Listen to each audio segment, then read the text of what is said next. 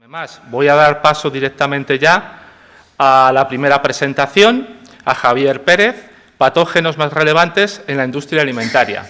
Vamos a darle un aplauso a Javier. ¡De ánimo! Gracias, Javier. La verdad que está bien que el aplauso sea al principio y así ya me aseguro que tiene un aplauso. Bueno, pues muchas gracias a Merck por haberme invitado a compartir esto con todos vosotros. Y bueno, pues me comentaron que querían que les contase una película. Entonces, bueno, pues bien, vale, una película. No lo veía muy claro, pero luego al decirme que era en Sevilla, ese acervo popular que tenemos nosotros de Sevilla tiene un color especial, ya como que me iba haciendo como que sí que voy a ir, cómo no. Y entonces ya vino el momento del título. Y entonces cuando me dijeron que era patógenos más relevantes en la industria alimentaria, dije, guau, va a quedar esto como cine ruso de autor, pero bueno, allá vosotros. Entonces, bueno, pues aquí estamos, para deciros. Realmente, primero presentaré a la productora de la que vengo, CNTA, ¿sí? Es un poco siguiendo las normas tradicionales. Luego veremos los protagonistas de la película, es decir, los patógenos. Aquí os adelanto que voy a ir bastante rápido, porque realmente ya hay unos manuales buenísimos de patógenos y realmente no iba a aportar nada nuevo. Entonces iré desgranando y aportando algún pequeño chascarrillo un poco de interés. Y luego, cuando ya hayamos presentado a los actores, pues ya iremos un poco a la trama de la película y al desenlace final, ¿vale? Entonces, bueno, pues después del Festival de San Sebastián y de la Siminichi de Valladolid, pues viene Merck Europa Tour, Micro Tour, ¿vale? Entonces, empezamos. Vengo de CNTA. Entonces, CNTA es una asociación privada sin ánimo de lucro. La generaron varias empresas de la zona del Ebro, ahí en San Adrián, un pueblecito de 5.000 habitantes, llegó a haber hasta 76 empresas conserveras. Entonces vieron que no tenían capacidades para afrontar los retos que se les iban planteando. Entonces se juntaron todas en una asociación y crearon un laboratorio que les daba ese tipo de soporte. Y de ahí un poco está bastante en nuestro DNA, ¿no? O sea, el apoyar a la empresa, el ir un poco implementando las nuevas necesidades que le van surgiendo, de modo que les apoyemos a mejorar en su competitividad y en el control de la seguridad alimentaria. A día de hoy pues tenemos más de 200 trabajadores, tenemos 410 empresas socias, que son un poco nuestro principal capital y las que nos impulsan a mejorar y a trabajar, y luego en total pues trabajamos para 1.154 empresas. La historia más o menos os la he comentado, surge en 1981, un laboratorio pequeñito. Vieron en el 91 que había una convocatoria del Ministerio para crear centros técnicos, tecnológicos que apoyasen determinados sectores, y allí, como había un importante sector conservero, pues se generó en Centro Tecnológico de la Conserva. A medida que iban evolucionando las producciones de alimentos, pues por ejemplo, la conserva segunda gama, luego empezó el congelado tercera gama, luego vinieron la cuarta gama de las ensaladas y demás, luego quinta gama de platos preparados, pues lógicamente nos fuimos diversificando en los soportes y la analítica que hacíamos. Por último también entramos en el campo de las aguas de bebida envasadas y refrescos. Y ahora, bueno, pues estamos un poco con toda esta tormentas de proyectos, de campos y más, que bueno, que pinta bien. Lo que más apreciamos todos los de CNTA, siempre cuando se va alguien dice, joder, tal, me voy a un sitio que me gusta y tal, pero joder, aquí la gente y tal, ahí os voy a echar de menos. Pues sí, realmente el capital humano es muy importante. Somos unas 200 personas, 75% son mujeres, 42% son licenciados, hay doctores, técnicos, diplomados y demás. Y bueno, pues ahora ya vamos a empezar a presentar a los protagonistas de la película, ¿vale? Entonces, lo primero es el porqué de la película, ¿no? O sea, ¿por qué vamos a hablar de microorganismos patógenos? Bueno, pues inicialmente ya sabéis que en el mundo todo va en función del dinero, ¿no? Bueno, pues realmente en 2018 el Banco Mundial pues calculó que las enfermedades de transmisión alimentaria pues costaban 110.000 millones de dólares al año en países de bajo y mediano ingreso, que es una barbaridad. Y en Estados Unidos, que son muy dados también a calcular todo y poner cifras a todo, pues realmente vieron que cada año, tanto enfermedades, tratamientos sanitarios, bajas laborales y tal, 15.600 millones. Yo a mí ya me pierdo en esos números, pero vamos, parece que es importante. Y si entramos en el campo un poco más, bueno, delicado, pues realmente la FAO estima que los problemas de seguridad alimentaria están asociados a 600 millones de personas que enferman y 420.000 personas que mueren al año. Entonces, realmente son técnicas, o sea, son cifras bastante serias, pero bueno, habrá que tomárselo con un poquito de alegría, ¿no? Como hacen en Ghana. Lo que os he comentado, o sea, tampoco tuve bastantes problemas a la hora de implementar la charla, porque, claro, si me dedico a desgranar todos los patógenos uno por uno y sus características, pues realmente me parecía que no iba a aportar nada. Entonces le cambié un poco el esquema de la charla para, bueno, pues teniendo vosotros ya la información en un montón de sitios, de links y demás que hay, pues realmente pues aportar temas que, bueno, pues igual no aparecen en los libros o condensaciones, ¿no?, de información. Entonces realmente a nivel de patógenos voy a ir muy rápido, os he comentado, está el Bad Book, que es de la FDA. Realmente ahí va a desgranar todos los microorganismos. Y luego, cuando hablemos de los sistemas de control de patógenos, ya os haré mención de la Evaluation of Definition of Potentially Hazardous Food y de Hazard Analysis and Risk-Based Preventive Control from Human Food, el Draft Guidance, ¿sí? Eso a nivel de estadounidense, porque realmente, como el cine viene de Hollywood, pues no he podido evitar hacer alguna mención de Estados Unidos. Pero realmente en Europa y en España y en las distintas comunidades pues tenemos realmente unas webs cada vez mejores, ¿sí? Entonces realmente pues tendríamos la de la EFSA, ¿no?, en Europa, tendríamos a ESAN, ACOSAN, según como se quiera, en España, que está muy bien, y veréis que en las charlas de patógenos pues voy a utilizar bastantes infogramas de ELICA, que es un poco un centro vasco de protección de la seguridad alimentaria. Entonces, esto sería la guía del Black Book. Entonces, realmente veis que prácticamente todos los microorganismos patógenos y más, y bueno, incluso parásitos están controlados, o sea, están contemplados, ¿sí? Realmente el esquema, básicamente, habla, por ejemplo, de salmonela, pues habla qué es salmonela, las especies, cuál es la enfermedad, qué brotes ha habido, las fuentes y más. Entonces, realmente es bastante completo. Pero también, por ejemplo, si os metéis pues en la página de ACOSAN, pues ya tenéis también bastantes información, o incluso, pues yo me suelo meter bastante en la página del ICA, del Gobierno Vasco, que también está muy bien, no me gusta, vamos. Luego, realmente, esto sería un poco las otras dos técnicas que realmente lo veremos a posteriori, ¿vale? Entonces, realmente, antes de conectar con los protagonistas, vamos a ver un poco dónde o cómo se controlan o mueven esos protagonistas. Entonces, realmente, aquí tendríamos, en la columna de la izquierda, tendríamos todos los patógenos. A continuación tendríamos... Uy, perdonad, que me dejo las gafas. Perdonad, que ya llegan unas edades que ya hay que coger muletas. Bueno, entonces, en la primera columna sería la actividad de agua. Después el mínimo pH, máximo pH, que realmente el máximo pH para control microbiológico solo me ha pasado una vez en un producto farmacéutico que realmente tiene un pH de 11 y pico. Entonces realmente dije, tú tranquilo, que ahí no te va a crecer nada. Pero ha sido el único caso. Y luego temperatura mínima y temperatura máxima de crecimiento, ¿sí? El requerimiento de oxígeno, os daréis cuenta que realmente las atmósferas modificadas, los envasados al vacío y demás, realmente poco controlan los patógenos, o sea, porque son todos o anaerobios o aerobios facultativos, ¿sí?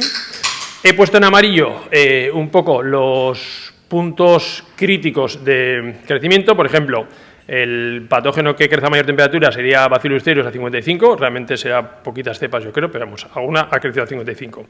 Y el que menos crece sería Listeria, que aquí lo ponen menos 0,4, he visto en alguna referencia menos 2, y si nos vamos a Yersinia, pues también tendríamos que es menos 1,3 grados, ¿sí? A nivel de pH, realmente tenemos Salmonella, que sería el campeón de la acidez, a 3,7, y a nivel de actividad de agua, pues teníamos Staphylococcus, que es importante que crece hasta 0,83, pero no produce toxinas hasta 0,85, ¿sí? Entonces, realmente, por debajo de 0,85 ya tendríamos, a nivel de actividad de agua, tendríamos controlado todos los patógenos, ¿vale? Entonces, estos realmente serían unas tablas del RAD Guidance for Industry que son bastante útiles de cara a ver el control de los patógenos. Realmente, que no puedan crecer no quiere decir que no estén. Por ejemplo, ha habido casos de salmonela en almendras. En la almendra la salmonela no se va a multiplicar, pero sí que puede estar. Entonces, simplemente pongo la transparencia para que sepáis que, bueno, pues que sí que puede haber algún problemilla, ¿vale? Otro tema importante es la tabla 3B del Draft Guidance for Industry, que habla de la guía de las combinaciones de tiempo y temperatura para evitar el crecimiento de patógenos y producción de sus toxinas, ¿sí? Entonces, realmente, aquí también es importante porque va a hablar de el patógeno en concreto, las temperaturas del producto y el tiempo máximo de exposición. Es decir, esto realmente es muy importante de cara, sobre todo, a gestionar los procesos, ¿sí? Por ejemplo, Bacillus cereus. O sea, Bacillus cereus, si tenemos un alimento que es susceptible a Bacillus cereus, imaginemos un plato preparado que lleva arroz cocido, ¿no? Pues realmente, si lo vamos a tener por debajo de 4 grados, pues vamos a poder tenerlo 5 días.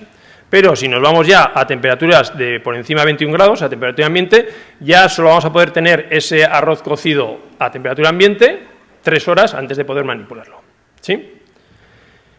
Y luego está mi hija y su cuadrilla, que se van de camping, se van 10, llevan 3 kilos de arroz, hacen los 3 kilos de arroz de golpe, les sobra todo el arroz del mundo, lo dejan en el bungalow, porque realmente el frigorífico lo tenían lleno de cosas, y al día siguiente, como se levantan de resaca, dicen, ¡oh, tenemos el arroz!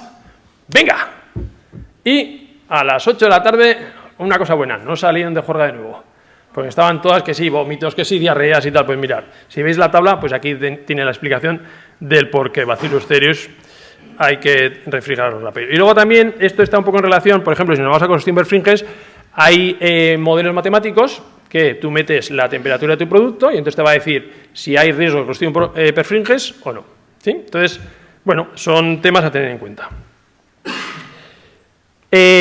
Por último, la tabla 3C es muy similar a la anterior, lo que pasa que en lugar de fijarse en el producto, o sea, en el microorganismo, se fija en el producto. Entonces, por ejemplo, tenemos en la columna inicial, tendríamos el tipo de comida, pues por ejemplo, comida cruda, comida cocinada, ¿sí? O ingrediente para el producto. En la segunda tenemos las condiciones de almacenamiento, ¿sí? En la tercera, realmente, el tiempo máximo que puede estar ese alimento durante el proceso o una vez producido.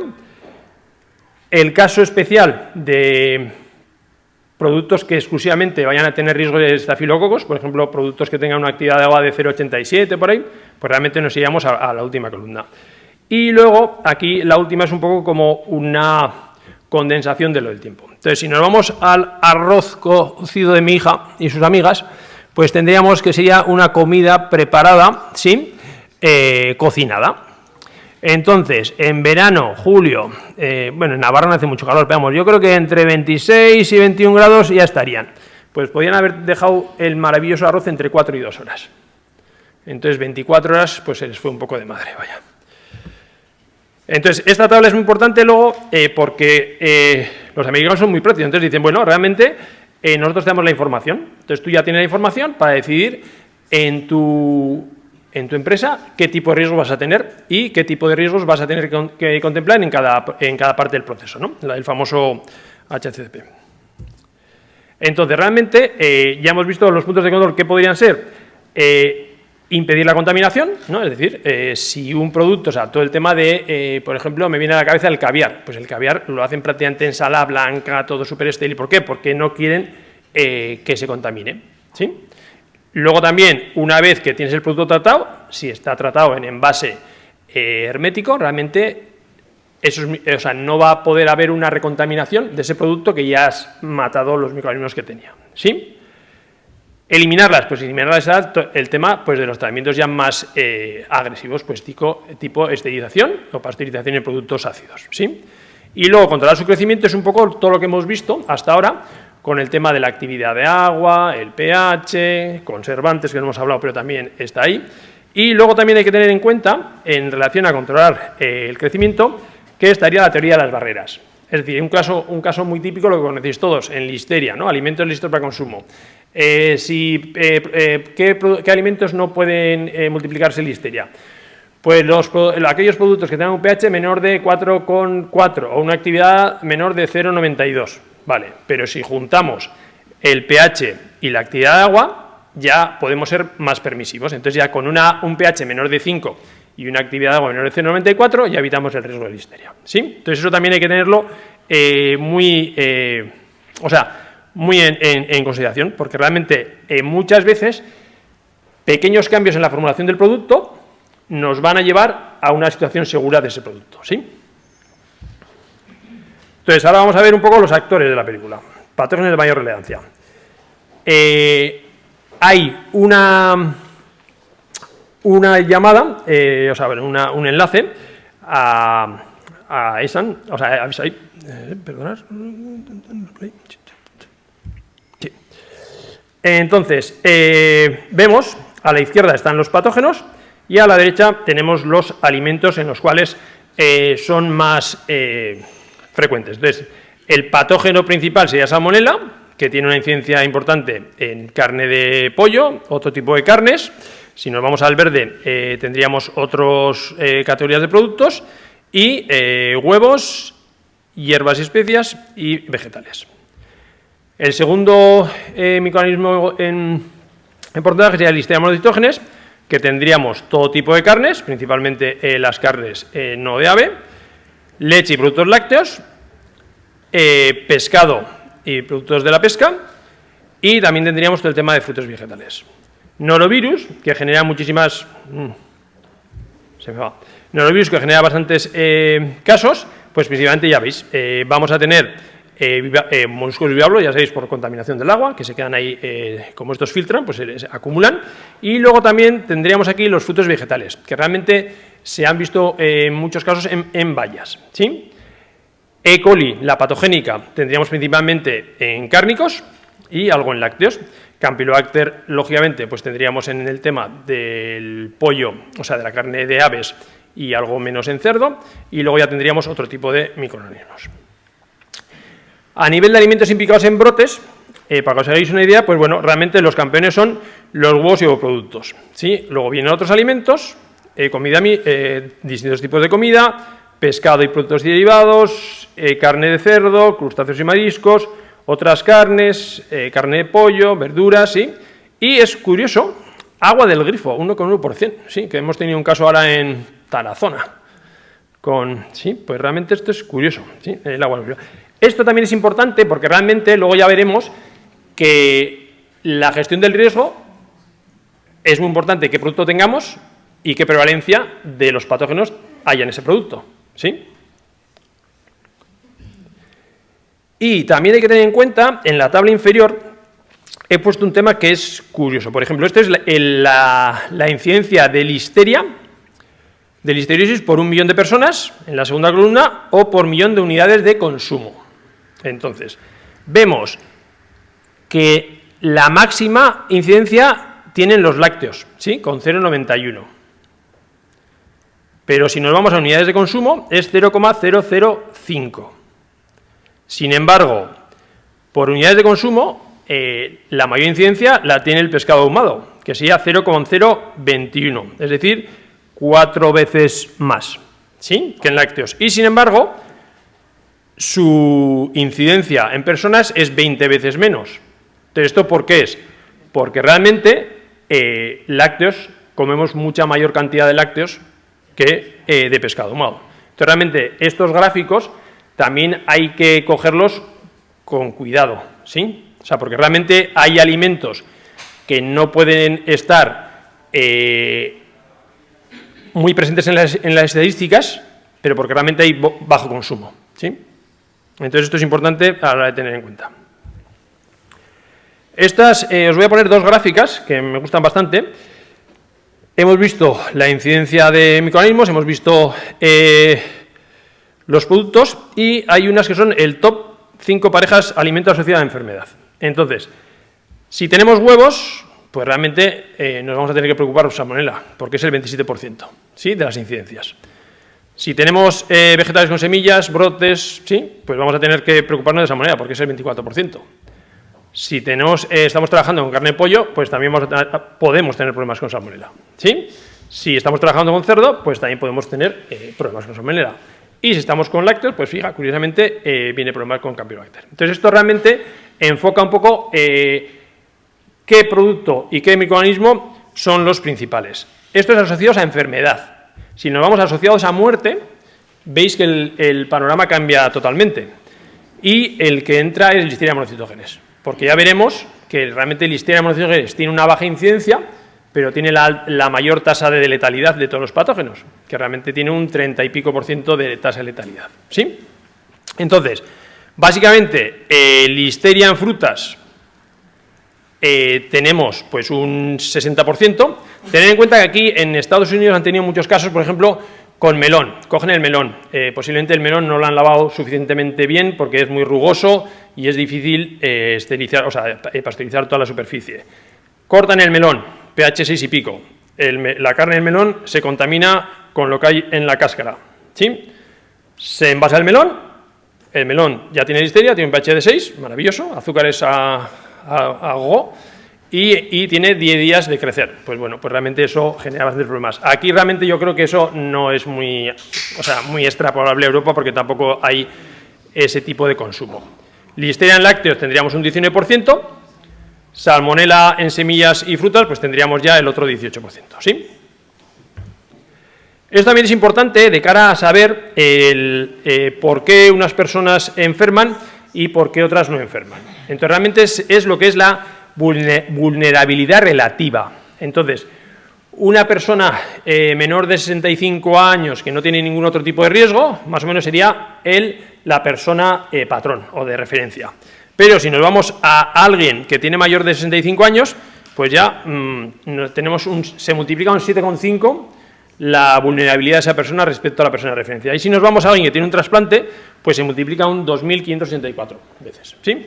Entonces, esto es importante de cara a entender el por qué cuando obtenéis resultados de brotes y tal, pues veis un poco, pues normalmente veis en listeria, pues normalmente van a ser ancianos, embarazadas, niños. ¿Por qué? Pues por esto, ¿sí? De hecho, hubo un caso en Pamplona bastante triste, que hubo una persona que entró al hospital para una operación y murió de listeriosis al cabo de, pues no me acuerdo si un mes o así. Y realmente, pues nunca se supo qué era, porque se hizo análisis de la comida tal, se detectó Listeria monocytogenes, pero era de una cepa distinta que le había matado al hombre. Además, en el donde se detectó era comida cruda que tenía que tener tratamiento térmico. Entonces, lo más posible es que el hombre fuera un portador, al hacerle la operación tuviera una baja de defensas y entonces Listeria pues creció y lo mató. Entonces, esto es importante. También es muy importante, si vamos a ver cómo vamos a gestionar el control de riesgos en nuestra empresa, pues realmente saber cuáles son los factores contribuyentes que generan los brotes. Entonces, si os dais cuenta, el mayor con diferencia es contaminación cruzada. Entonces, esa es la razón por la que en los últimos 20 años cada vez se están haciendo más análisis de superficies, ¿sí? ¿Por qué? Porque realmente se ha visto que si tienes la fábrica libre de patógenos, es muy probable que tu alimento final esté libre de patógenos. Entonces, realmente eso es una tendencia que cada vez va a más. O sea, en Estados Unidos incluso el análisis de producto final realmente está un poquito como dejado de lado. En Europa, pues más o menos seguimos con el análisis de producto final, análisis de procesos y también análisis de superficies. Si os dais cuenta, en el reglamento 2073, pues ya empezaba un poco a meter el tema de los controles de procesos, controles ambientales y demás. El siguiente sería temperatura de almacenamiento inadecuada. También lo mismo, si vais a los lineales, pues allá veréis que tienen puerta cerrada, tal, o sea, ha mejorado mucho. ¿Por qué? Porque hemos visto que gran parte de los brotes se deben a que la cadena de frío se ha roto, ¿sí?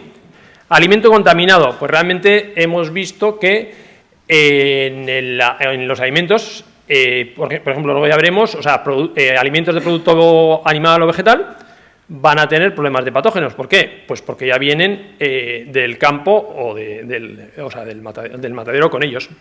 Es decir, si el agua de riego no está correctamente tratada y todas las lechugas se contaminan con E. coli, pues va a ser bastante difícil luego eliminarla en el proceso posterior, ¿sí? Enfriamiento inadecuado, eso es un poco lo que os he comentado. Había el caso de la bechamel. Había una empresa que tenía bechamel, ponía como unas especies de carro de bechamel de 200 kilos y luego la enfriaba en una cámara fría. Entonces empezó a tener problemas de cocción per fringens.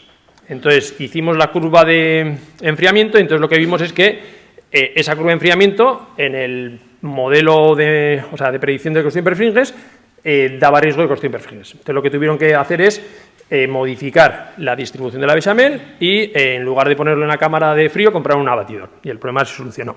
Calentamiento inadecuado, esto suele ser sobre todo en productos bien tratados térmicamente que luego se refrigeran, entonces no se llega al número adecuado para destruir salmonella, listeria o Clostridium botulinum psicrófilo en función de qué diana tenga, o también pasa mucho en conservas vegetales, ¿sí? Sobre todo en conservas vegetales caseras. Entonces todos los años hay casos de botulismo por consumo de conservas vegetales caseras porque en casa pues realmente no se llega al tiempo y temperatura adecuado, ¿sí? Mi madre dejó de hacer conserva de atún cuando tuvo a su hijo detrás de ese guindón. El pitorrillo de la olla que suba hasta arriba, no sé qué, 45 minutos, que va, tienes que tenerlo por lo menos 2 horas, tal. Entonces dijo, mira, se acabó. Mi familia todavía no me lo perdona, pero bueno. Y luego, manipuladores infectados. Manipuladores infectados va a ser muy frecuente, sobre todo en el tema de los virus que vemos después. ¿Por qué? Todo el tema de las bayas. Pues si tenemos a un manipulador infectado con norovirus, que realmente el salario depende un poco de su mantenimiento y realmente no está en unas condiciones muy adecuadas, pues realmente ¿qué va a hacer? Ir a trabajar. Pues si en cada gramo de o cada gramo de vómito expulsa pues 100 millones de partículas víricas, pues imaginar la cantidad de virus que puede dejar en las fresas, las bayas, los arándanos, no sé qué, pero seguir comiendo fresas, no quiero decir. Simplemente os digo que en muchos de los casos cada vez se trabaja mejor y cada vez lo de la granja a la mesa es verdad. Entonces, ahora viene ya un poco todo el tema de los protagonistas que os he comentado, ¿vale? Entonces, no es por vagancia, sino porque realmente los infogramas del ICA me gustan mucho, ¿sí? Entonces, como os he dicho que hay bibliografía buenísima de los patógenos, pues tampoco me parece interesante meteros aquí un rollo brutal de cada uno de los patógenos. Y os voy a decir un poco chascarrillos críticos. Entonces, el listeria, ya hemos dicho, alimentos de origen animal, porque el animal puede estar contaminado, el animal o su superficie, productos de la pesca, realmente el salmón y muchos productos de la pesca suele venir ya de origen de la pescadería, bueno, de la pescadería no, de la empresa pesquera, con listeria, entonces eso ya es un hándicap que tienen que superar los que van a trabajar con ese tipo de productos, ¿sí? Y lácteos normalmente no tratados térmicamente o recontaminados, ¿sí? Entonces, la recontaminación, una breve cuña publicitaria. Si un microorganismo contamina un producto que ha sido tratado térmicamente, está en el paraíso, porque se ha quitado toda la competencia y encima tiene toda la comida para él. Entonces va a crecer que se mata, ¿sí? Bueno, que se mata o que te mata, voilà. Entonces, y sin embargo, en un alimento que tiene muchísimos microorganismos, realmente ese patógeno va a tener más problemas a la hora de multiplicarse y hacerse un hueco, ¿sí? Y ya en el caso extremo, pues ya sabéis que hay productos fermentados que tienen determinadas bacterias lácticas que inhiben específicamente la listeria, ¿no? Ese ya sería el caso extra, que ya no es que no crezca, sino es que se muere o la matan. Importante listeria, chascarrillo de legislación. Cuando vi la legislación en el 2000, listeria menor de 100, dije, ala, ya está, ya han cogido el número bonito, 100. Y luego leí que la dosis infectiva son 5.000 UFCs. Entonces, normalmente la gente que ha tenido listeriosis ha ingerido 5.000 UFCs de listeria o más, ¿sí? Entonces, la FAO dice que una ración alimentaria es 50 gramos, ¿sí? Entonces, realmente aquí sería un poco más, pero bueno, el concepto es 5.000 entre 50 sale 100. Entonces, realmente, mientras no superemos 100 por gramo, el alimento va a ser seguro, ¿sí? De ahí viene un poco la famosa regla. Lo de la tasa de mortalidad ya lo he comentado. Seguimos adelante. Este documento es buenísimo. El documento de orientación para la verificación de estudios de vida útil en relación con listeria monocitógenes en alimentos listos para consumo. Luego, Natalia va a dar una charla de Challenge Test, que está un poco relacionado con esto. Pero esto está muy bien porque como listeria crece en refrigeración y ha generado tantos problemas, y encima los problemas con listeria acaban en muertos, pues se han tomado la molestia de, a nivel europeo, desarrollar un protocolo, un árbol de decisión que te va llevando para saber si tu producto tiene riesgo o no de listeria y en qué categoría clasificarlo, ¿sí? Esto realmente lo podéis utilizar para todo tipo de alimentos. O sea, nosotros hemos hecho estudios de vida útil de salmonella, challenge test de Staphylococcus aureus y tal, basándonos en esta guía. Lo que pasa es que adecuando al microorganismo en cuestión, ¿sí? Entonces, esto realmente es una eso muy buena, me encanta. Salmonella. Pues nada, salmonella más que sabido. Huevos, carne de pollo, carne de cerdo, de ovino, ¿sí? Productos lácteos y pescado y tal. Otro chascarrillo, ya que le he puesto mal a mi hija antes con Bacillus cereus, salmonella. Fuimos a los Pirineos un fin de semana idílico, un amigo y yo. Mi amigo iba al gimnasio, estaba súper cachas. Yo estaba flaquito, pero bueno.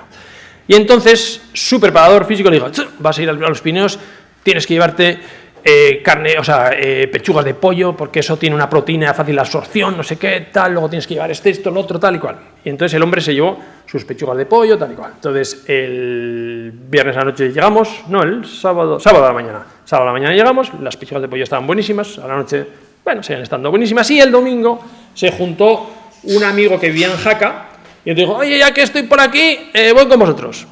Y vino. Y entonces ese amigo no trajo comida. Entonces, las pechugas de mi amigo que habían sobrado del día anterior acabaron en el estómago de ese pobre individuo que vino después con nosotros. Y mi amigo comió un trocito de pechuga, fue generoso y le cedió todo al otro. Yo seguí con mi queso, salchichón, chorizo, frutos secos, tal y cual. Y nada, entonces ya nos fuimos, dejamos al de Jaca en Jaca, y nosotros nos volvimos a Pamplona. Y el conductor que me vio, está un poco raro, tal, se bajó del coche, tal, y dijo, no sé, Luis, ¿qué te pasa? Y tal, y, estoy un poco ahí, tal, vale. Y llegamos, y el lunes, joder, pues este no está, el de Jaca no está, joder, el de Jaca no está, el de Jaca no está, le llamamos, pues ingresado por salmonelosis. Entonces, bueno, pues, conclusión, volver a las tablas anteriores de tiempo y temperatura. Vale, salmonella, importante, sobrevive en desecación. Crece a pHs ácidos, ya hemos dicho, el campeón, 3,7. Y actividades de agua, bueno, ni tan mal, 0,93. Que realmente, para que no crezca, tenemos que llegar a un 8,5 o un 10% de sal, o sea que ya es bastante. Importante, para contaminar la tierra, pues puede sobrevivir meses como contaminantes de sustratos orgánicos. Entonces, mucho cuidado con todo el tema del agua de riego, de los purines y todo el tema. La dosis infectiva es muy baja, entre 20 y 100. ¿Qué lleva eso? Que realmente la legislación siempre va a pedir no detectado en 25 gramos, ¿sí? Porque realmente su dosis es baja. Incidencia muy alta, principal, y lo bueno que tiene la salmonella es que la podemos matar con tratamientos de pasteurización, Sí, entonces, normalmente los tratamientos típicos de pasteurización, o sea, la de Listeria dicen 2 minutos a 70 grados. Esa manera también muere. Entonces, con 2 minutos a 70 grados nos mataremos Salmonella, E. coli, entonces todos los patógenos vegetativos. ¿Sí? Vale. Campylobacter. Tampoco me voy a extender mucho Campylobacter estando aquí Alfredo. Así que nada, Campylobacter es un microorganismo que realmente genera problemas sobre todo a partir de cárnicos y de lácteos, y algo menos de pescado. Es uno de los organismos más comunes de Europa, son más sensibles al calor que Salmonella, el control principal es más efectivo en granja, y también he traído un ejemplo de la legislación. ¿Por qué? Porque la EFSA calculó que se reduciría un 50% la prevalencia humana de Campylobacter si exigiéramos que la carne de pollo tuviera menos de 1000 UFC gramos. ¿Sí? Entonces, de ahí, si os acordáis, en el reglamento 2073 no estaba el criterio de Campylobacter, se hicieron estudios epidemiológicos y luego se decidió incluir ese criterio. ¿Sí? E. coli. Tendríamos que distinguir dos tipos de E. coli. Los E. colis de testigo de falta de higiene, ¿sí?, que son un poco los que aparecen en los controles de proceso del reglamento, y las E. colis toxigénicas. Entonces, las E. colis principalmente están asociadas a carnes de vacuno y a productos lácteos y, por contaminación del agua de riego o de la tierra, a productos vegetales. Las colis patogénicas, pues realmente tienen ahí un batiburrillo complicado, pero realmente yo me he quedado con que hay unas que invaden células epiteliales y te generan una diarrea importante. Hay otras que generan toxinas y te generan una diarrea importante. Y hay unas que invaden y generan toxinas. Y entonces esas son las que realmente te generan el síndrome urémico hemolítico, que son realmente las que generan los brotes más graves. Y también a nivel de legislación, pues todo eso, el brote famoso del mal llamado pepino español, pues acabó desembocando en control de E. coli en productos. ¿Sí? Shigella realmente, antes era Salmonella Shigella, venía como la pareja del dúo dinámico, ¿no? Siempre Salmonella Shigella. Pues bueno, realmente Salmonella Shigella, los métodos de análisis que había para Salmonella Shigella, pues Shigella se queda un poco por el barranquillo porque realmente tiene un metabolismo muy flojito y se la comen todas. Nuevamente, ¿cuándo analizar la Shigella? Pues cuando hay un brote, si no, realmente no es un parámetro que se analice. Estafilococos ya os he dicho que es el campeón del crecimiento del patógeno que crece a baja actividad de agua. Por lo tanto, ¿dónde va a tener problemas? ¿Y de dónde viene? Bueno, ¿de dónde viene? Pues de las manos, de las narices y tal. En un momento dado se forraba antibióticos a los operarios que tenían estafilococos, ahora ya somos un poco más racionales y entonces lo que hacemos es unas buenas prácticas de manipulación y elaboración. Entonces ya con la mascarilla, los guantes, el lavado adecuado, pues ya lo hemos subsanado. Realmente va a ser problemático en productos que llevan mucha elaboración, pues tipo lácteos, comidas preparadas y tal. Y por un lado, como lo que genera el problema es la enterotoxina, que es termorresistente, entonces si os dais cuenta, en la legislación se habla tanto de recuentos de estafilococos como de análisis de enterotoxina. ¿Sí? Coronobacter solo afecta a comidas para bebés y demás. Ha habido algún caso últimamente.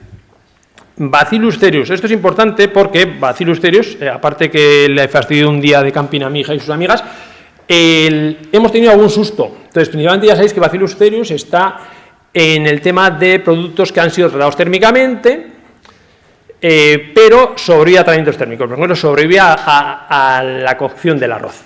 Entonces, si ese arroz se deja a temperatura elevada, es decir, un camping en el monte, pues se va a multiplicar y va a generar problemas. Y la legislación habla de Bacillus cereus presuntivo. ¿Por qué? Porque hay un grupo que es Bacillus cereus, Bacillus thuringiensis y creo que es Bacillus anthracis, que son prácticamente indistinguibles. Bacillus thuringiensis y Bacillus cereus tienen ahí un plásmido. Entonces, que te paso plásmido, que me quito plásmido, que dejo, que tal, entonces se van ahí un poco, es un poco raro el ver quién es quién.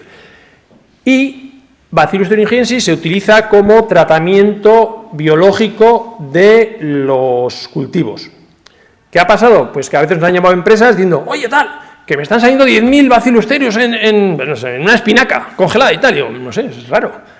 ¿Qué pasa? Pues que tiran del cuaderno de campo y ven que ha sido tratado con Bacillus thuringiensis. ¿Sí? Entonces, pues es un caso importante de la granja a la mesa, ¿no? Clostridium botulinum, pues normalmente Clostridium botulinum va a generar problemas en conservas maltratadas, o sea, que no llegan a 3 minutos a 121 grados en su interior, y también van a generar problemas en todo el tema de embutidos si no llevan los nitritos y tal, que han sido mano de santo. Luego está ya el Clostridium psicrotrófico, que va a generar problemas en comidas preparadas con tratamiento térmico que se mantienen en refrigeración, porque si el tipo AB no crece por debajo de 10 grados, el psicrófilo crece hasta 3,3 grados. Entonces, si realmente ahí, mira, ahí no os he puesto el link. Hay un link muy bueno del gobierno inglés que habla de control de Clostridium botulinum en comidas preparadas tratadas térmicamente, que explica muy bien cuál es el problema y demás. Clostridium perfringens sería un poco el primo bueno de Clostridium botulinum. Realmente el único problema que he visto en Clostridium perfringens es en paté a la pimienta. Y curiosamente, paté normal no tenía, paté a la pimienta tenía. Analizamos la pimienta y tenía, no sé si era más de 40.000 esporas de perfringens por gramo. Entonces ahí está un poco el problema. Yersinia, realmente la he puesto aquí. Hay casos, no es muy habitual. Normalmente también acordaros que crece en refrigeración y normalmente va a estar asociada a productos animales, productos de origen animal. Vibrio sería un poco en el tema de los pescados. Histamina puede estar en pescados azules, por decirlo de alguna manera, con brillos, productos fermentados, quesos, vinos, tal, pero realmente solo está legislado en pescados. Y si veis un poco el concepto, los pescados, por ejemplo, anchoas en salazón que han sido sometidas a un proceso de fermentación, lógicamente el proceso de fermentación va a generar histamina, con lo cual el límite respecto a un producto no tratado se dobla. Mohos termorresistentes que no vienen en el backbook. Realmente, por un lado, los mohos generan micotoxinas y los mohos termorresistentes, algunos de ellos alteran y, por ejemplo, Bisoclamis fulva genera patulina. Entonces, Bisoclamis fulva ha generado bastantes problemas en zumos de manzana. ¿Por qué? Porque sobrevive al tratamiento térmico habitual que se da a los zumos de manzana. Si tenemos un producto en el campo con mucho Bisoclamis, o sea, por mala cosecha o demás, o mala manipulación, pues realmente va a ser casi imposible destruirlo, porque si le aplicamos un tratamiento suficiente para destruir Bisoclamis, estropearíamos las características organolépticas del zumo, ¿vale? Norovirus, bueno, norovirus ya sabéis, principalmente hemos visto temas de biólogos y bayas, y sobre todo a nivel de restauración, ¿sí? También ha habido casos, es chascarrillo, ha habido casos de cruceros de placer que han desembocado en cruceros de placer en el inodoro, vaya. Y curiosamente han descontaminado todo el barco. Bueno, ya sabéis que los barcos es como un edificio de 5 plantas, o 10 o 33, y la siguiente mercancía humana que ha entrado, otra vez, patapum. ¿Por qué? Porque realmente en cuanto que hay un poco, hacemos nosotros de multiplicadores y se acabó. Tema optimista, que tampoco vamos a ser aquí muy lúgubres, está disminuyendo a lo largo de los años, ¿sí? Virus de hepatitis A sería un poco similar a los virus a nivel de transmisión y demás, es más resistente a la temperatura. Yo creo que hay que tratar hasta 90 grados. Mariscos crudos, poco cocidos, sí, frutas y verduras contaminadas con agua de riego. Y bueno, y ahora aquí en España, que ya no somos país endémico, pues entonces estamos teniendo problemas con tema de que los niños no están, vacunados, y viene gente de fuera que sí que tiene, o sea, que es endémico, y entonces hay problemas. Al final acaban pagando los padres, como todo. Siempre lo de los niños lo acabamos pagando los padres, eso sí. Vale, ¿qué patógenos analizar según el tipo de alimento? Ánimo, que ya falta poco. Venga, pues voy a ir un poco. Bueno, pues esto ya básicamente estamos llegando ya al final de la película, ¿vale? Entonces, este sería un poco el esquema. ¿Cómo vamos a saber qué alimentos, o sea, qué microorganismos analizar en cada tipo de alimento?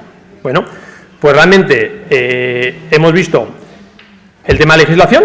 Entonces, legislación tampoco me he querido extender en legislación, pero aparte de ir a los documentos oficiales, el Departamento de Salud de Vizcaya y el Ayuntamiento de Bilbao publican todos los años una breve reseña de alimentos y microorganismos, tanto legislados como alguno adicional de interés. Luego es muy recomendable, si os metéis en la web, la FCD, ¿sí? Es el control de fraude francés.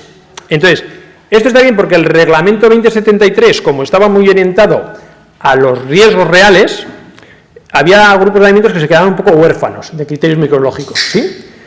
Y este realmente, y a veces igual es excesivamente extenso, pero está muy bien porque realmente va desmenuzando, por decirlo de alguna manera, el 2073 y lo va completando. Hemos estado hablando bastante tiempo de las características de alimentos, ¿no? Y el crecimiento de los microorganismos. Pues realmente tenemos nuestro alimento. Mi recomendación es siempre que tengáis una tabla de pH, actividad de agua, conservantes y atmósfera, ¿sí? Para saber qué tipo de microorganismos va a crecer o no. Y por último, los estudios epidemiológicos que hemos evaluado anteriormente, ¿sí? Entonces, teniendo en cuenta este esquema, intento hacer una tabla, ¿vale? Entonces, esta tabla es una tabla generalista. Entonces, esta tabla, con todo lo que hemos visto anteriormente, ¿sí? De las parejas de patógenos, alimentos y demás, o sea, todo el tema de las prevalencias, pues realmente os vendría bien para, ¿lo veis? Tú eres afortunado, ¿no ves cómo tenías que ponerte en primera fila? Los del fondo no lo veis, ¿no? Lo siento. Bueno, os voy diciendo, la columna, lo único que entonces me pierdo, bueno, no me perdéis. En la columna primera viene el producto, ¿sí? Los días de vida útil que va a tener, qué tipo de tratamiento tiene, cuál es el objetivo del tratamiento, qué microorganismo DNA va a tener ese tratamiento. Bueno, la D, que es el tiempo de letalidad, tasa de letalidad, la temperatura de referencia y la Z, bueno, ya sabéis, ¿no? Para las Fs estas de los tratamientos térmicos. Y qué criterios microbiológicos se recomendarían, ¿no? El pH, nosotros lo recomendamos tanto a nivel de alimentos para saber dónde estamos, como en los estudios de vida útil el pH es de gran utilidad, porque el pH nos va a decir, o sea, los microorganismos o generan gas, o acidifican, o cambian el pH. A veces hay algunos que lo elevan. Entonces, si tenemos el estudio de vida útil, estamos viendo si el envase es a bomba o el producto se acidifica, ya estamos viendo si los microorganismos que estamos detectando con los análisis microbiológicos tienen incidencia en el alimento o no. Porque, por ejemplo, si un yogur tiene 100 millones de aerobios y está perfecto, ¿qué más me da esos 100 millones de aerobios? ¿Sí? O un chorizo, me da igual. Vale, bueno, pues nada. Bien. Llevarme allí, ¿no? Bueno, pues perdonad los que estabas online. Me centro más. Entonces, realmente, bueno, ¿ahora se me oye? Sí, vale. Sí. Es que vengo a hablar de mi libro. Entonces, alimento listo para el consumo. Muchas gracias, Miguel. Miguel es elegante y yo soy del pueblo. ¿Se oye bien? Bien. ¿Sí? Vale. Entonces, perdonad, Vale, entonces, si el tratamiento térmico final es menor de 2 minutos a 70 grados, entonces para nosotros es como si fuera nulo, porque no hemos matado nada de lo que nos interesa matar, que son los patógenos, ¿sí? Entonces hay pequeñas, esto es un poco a nivel general, ¿no? Si nos vamos a Campylobacter, pues podemos afinar un poco más, porque realmente Campylobacter es más sensible, pero a nivel así, del punto gordo, 2 minutos a 70 grados, nulo. ¿Qué vamos a tener que analizar? Ahora, claro, ¿qué vamos a tener que analizar? Mesófilos aerobios, mosiladuras a nivel de alterantes y bueno, luego todos los patógenos, ¿sí? Toda la retahíla de patógenos que hemos visto en función del tipo de producto, alimento y demás, ¿sí? Vale. Si tenemos una pasteurización de más de 2 minutos a 70 grados, ya nos hemos matado a todos los patógenos vegetativos, ¿sí? ¿Quiénes nos quedarían? Los patógenos esporulados, Clostridium botulinum, Clostridium perfringens, Bacillus cereus, ¿sí? Entonces, realmente, normalmente tendríamos 2 minutos a 70 grados. ¿Qué pasa? Que si nos vamos a productos de más de 10 días de vida útil y que encima están pasteurizados, ¿sí? O sea, perdón, refrigerados, ya vamos a destruir todos los microorganismos alterantes, ¿sí? podemos utilizar Streptococcus thermophilo como indicador. Esto se me va, yo realmente, ya sabéis por qué no me he hecho cantante, ¿no? Pues, entonces, y si queremos destruir los microorganismos esporulados psicrófilos, tendríamos que apuntar a Clostridium botulinum, ¿sí? Entonces, ¿cuál es el tratamiento que destruye a Clostridium botulinum? 10 minutos a 90 grados. Entonces, para los alimentos refrigerados, no tratamiento, tenemos que mirar todo. 2 minutos a 70 grados, nos olvidamos de los patógenos vegetativos. Más de 10 minutos a, más de 10 minutos a 90 grados, nos olvidamos de Clostridium botulinum psicrófilo. Pero mi hija sigue teniendo problemas con el arroz, porque Bacillus cereus supera esos 10 minutos. De todos modos, no le digáis a mi hija que he hablado de ella, porque ¿cómo están? Madre mía. Alimento listo para consumo, mantenido a temperatura ambiente, que normalmente suelen tener hasta 5 años, es decir, las llamadas conservas, ¿sí? Y luego tendríamos otro alimento mantenido a temperatura ambiente, que serían pues, productos desecados, de repostería, fermentados y curados, ¿sí? Entonces, conservas, tendríamos 2 tipos de conservas. Las conservas muy ácidas, que serían pH menor de 4,6. Realmente, la esterilidad comercial se consigue con un número de minutos en función del producto a 93,3 grados, ¿sí? ¿Cuáles son los microorganismos que queremos destruir? Pues Clostridium pasterianum, todo el grupo de Clostridium pasterianum, ¿sí? Es poblado que se multiplica ese pH. Esterilización, conservas de baja acidez. Pues vamos a tener 3 escenarios. La seguridad alimentaria, que sería 3 minutos a 121 grados, que destruimos 12 reducciones decimales de Clostridium botulinum. La esterilidad comercial, que tendremos ya que fijarnos en Clostridium esporógenes, que es más termorresistente, y tendríamos entre 5 y 7 minutos a 121 grados. Y si queremos exportar a países tropicales, pues entonces tendríamos que destruir los termófilos, que tendríamos que aplicar más de 20 minutos a 121 grados. Y luego, por último, los de temperatura ambiente, pero mantenidos por fermentación y más, normalmente vamos a tener el mismo esquema que los mantenidos en refrigeración, ¿sí? Eso es un poco el tema.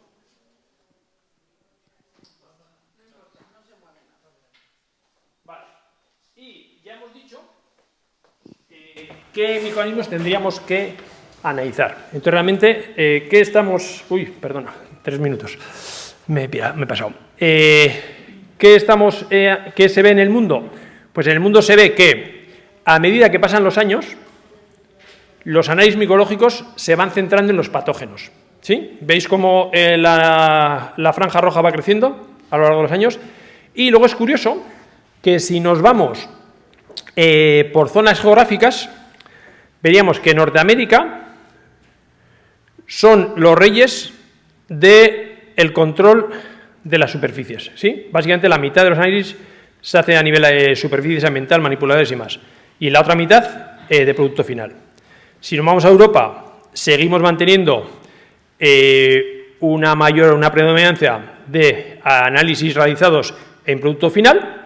Y luego ya si nos vamos a otras partes del mundo, en Asia se hace mucho análisis de materia prima. Me imagino que porque la materia prima en Asia tiene más problemas que en Europa o en Norteamérica.